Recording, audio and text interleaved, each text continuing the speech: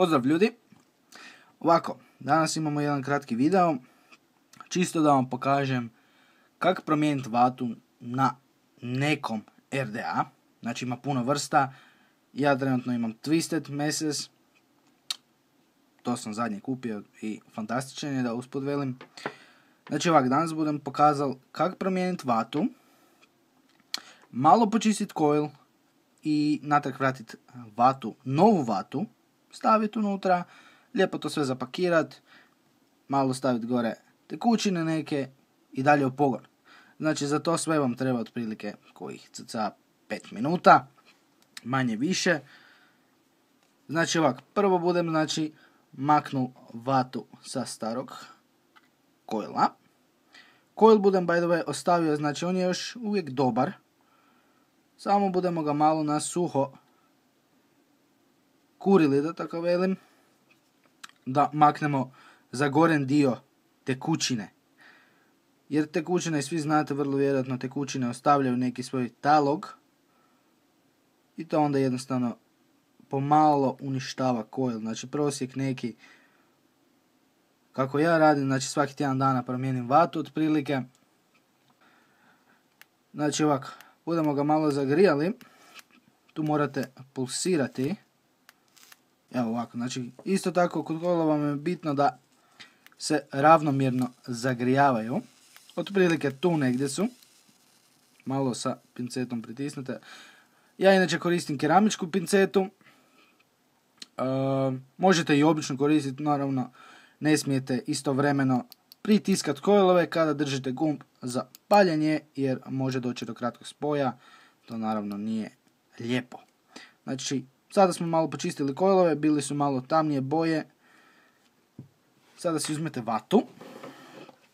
Vatu imate u raznim oblicima, ali više manje imate Muji, Kogendo, takve vrste vate, znači dolazi vam u listićima. Potrebna stvar za odrezati vatu vam je ovako. Znači morate znati koji vam je unutarnji promjer grijača ili coila, da bi znali odrediti koliko vate vam je potrebno. Znači ovo je motano na 0,25 mm šrafciger ili odvijač. Znači na ovu srednju je motano. I znam da otprilike u prosjeku budem odrezao pola centimetra.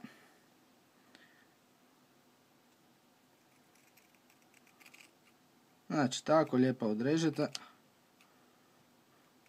Korisno imati i oštre škare, a ja ih nemam.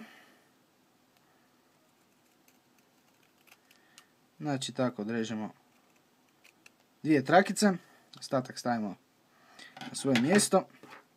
Ono kaj ja radim, ja mičem zapravo, znači imate neki središnji dio, te gornji dio i donji dio.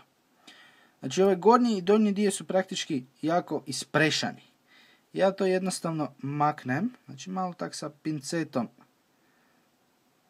razbarušim, da se to tako izrazim, znači isflafim.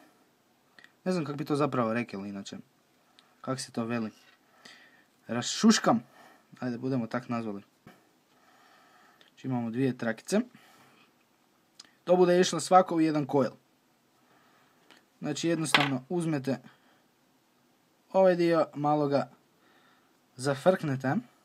Znači jedan kraj zafrknete, dobijete nešto takvoga. I jednostavno umetnete u grijač. Tu si malo pomognete ako treba sa pincetom, da to izvučete van. Jednostavno provučete.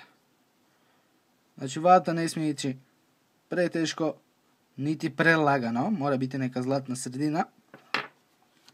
Isto tako na drugoj strani. Znači ovo skupimo još malo. Baš me ne ide s ove strane. Moram si okrenuti mod. Znači, tako provučemo vatu kroz grijač. Malo lijevo desno da oslobodimo taj središnji dio gdje je grijač. Znači, dobijete ovo. Dobijete to. Vatu morate odrezati, naravno. neke mjere. To sve zavisi o dubini unutarnjeg dijela vašeg RDA. Koliko unutra vam stane vate. Ja otprilike na Twisted Messesu režim na 1 cm. Imate nekih atomizera. Proklete škare nisu oštre. Imate nekih atomizera koji možete manje vate staviti, nekih više. Uglavnom sve su oni tu negdje. Od oka, otprilike ona. Sad vidite, dobili smo tak vatu, znači jedna strana, druga strana. Malo ju tak sa pincetom ubodete.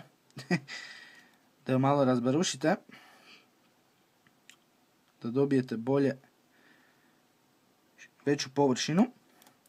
Zatim korak jednostavno vatu uzmete i stavite u unutarnji dio. Znači jednostavno, bez žurbe, imate vremena. Znači takoca, jedna napomena, vidite kako je tu sad puno sve. Ne znam da li bude kamera fokusirala ili ne bude, uglavnom tu je sve puno vate. To trunčicu potisnete dolje. Tako da grijač ima protok zraka. Tu vam je, ispod grijača vam je protok zraka, da on bolje diše. Znači više airflow, budete imali više znači zraka.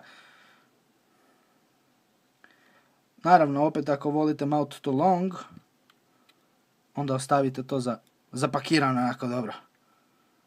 Da bude uži usis, da tako velim. Znači evo, tako stavili smo vatu. Jedna strana, druga strana. Sljedeći korak je uzeti svoju tekućinu neku. Iskreno ne znam niti kaj je unutra. Mislim da je neka naranđa sa mlijekom, tak nešto. Znači jednostavno morate obavezno vatu dobro namočiti. Da ne dobijete takozvani dry hit, to nije ugodno. Mislite da su vam hrčci zapili u grlu. Evo, znači, nakon što vatu dobro nasapunate, budemo rekli, još malo vatu posložite, da uđe u gabarite top kepa od RDA. Evo, znači to vam je to. Mali test, da vidimo, znači to je 50 vata. Da vidimo. Za sada dobro radi. Da vidimo, stavimo top cap, da vidimo, znači nigdje ne blokira se sa vatom otvor zraka, svugdje je sve čisto. To je to, ljudi. Znači niš komplicirano, znači počistili smo coil, stavili smo novu vatu i sad opet dalje možete kojih tjedan dana normalno parit, bez da imate okus nekakav od priješnje banane što ste pušili ili tak nešto. Znači jednostavno trebalo je možda 2-3 minute da promijenite vatu samostalno. Čim više praksirate, tim bude bolje išlo. I to vam je to, ljudi. Drugi put budemo imali neki drugi kratki video da pokažem kako se nešto radim. Najvjerojatnije budem izrada grijača ili nešto takvoga. I to je to. Ljudi, vidimo se u sljedećem videu. Bog!